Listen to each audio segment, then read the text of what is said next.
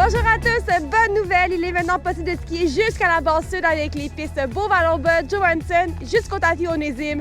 Donc, plus besoin de prendre la télécabine pour redescendre. Nous avons présentement près de 15 pistes ouvertes sur la montagne, dont plusieurs autres sont en préparation pour ouverture dans les prochains jours. On prévoit donc ouvrir près de 30 pistes au cours du week-end, incluant les pistes du 24 heures. Nous aurons aussi les remontées Expo et Flagmall en opération ce week-end. Petite note en terminant, on vous rappelle qu'il est bien important de rester sur les pistes ouvertes. Donc, même si on a reçu beaucoup de neige dans les derniers jours, il y a toujours un enjeu de sécurité lorsqu'on ferme une piste. Donc, notre patrouille vous remercie. Plus tôt cette semaine, on est allé rencontrer un invité spécial qui va nous parler du 24 heures. Donc, allons voir ce qu'il a à nous dire.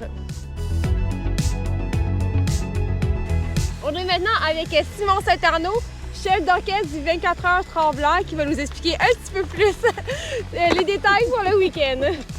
Écoute, Charlotte, tu sais qu'on est sur la piste de la Coupe du Monde. Oui. C'est ici que les coureuses ont attaqué Tremblant. Et là, on change le décor complètement, puis on se prépare pour la plus grande manifestation que le 24 heures a jamais connue. C'est-à-dire 503 équipes, 4500 participants qui vont skier, faire de la planche à neige, faire de la randonnée alpine, marcher, courir. Tout ça pour ramasser de l'argent.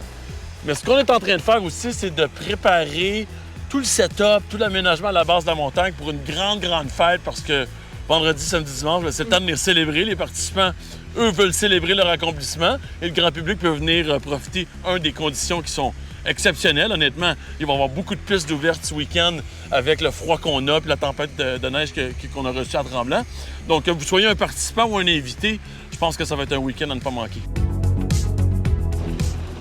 Incroyable. Honnêtement, début de saison comme ça, j'ai rarement vu ça. La fabrication de neige a été, je pense, le maximum qu'on peut faire avec des températures parfaites.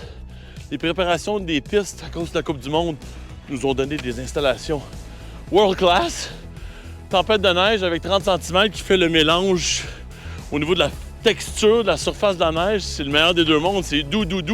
On se croirait au mois de février. Incroyable! Donc, cette année, au niveau des pistes du 24 heures, toujours la classique Beau-Vallon du sommet jusqu'à la base. Et on a ajouté la piste Nansen. Comme ça, les skieurs moins expérimentés, début de saison, peuvent avoir du terrain skiable plus facile, donc plus de terrain pour tout le monde. Parle-moi un peu plus de la programmation, les grands moments du 24 heures de ce week-end, à quoi on peut s'attendre? En fait, le 24 heures, ça dure 72 heures. Hein? Ça commence le vendredi, donc une grande fête qui est organisée au pied des pentes, DJ, danse en plein air.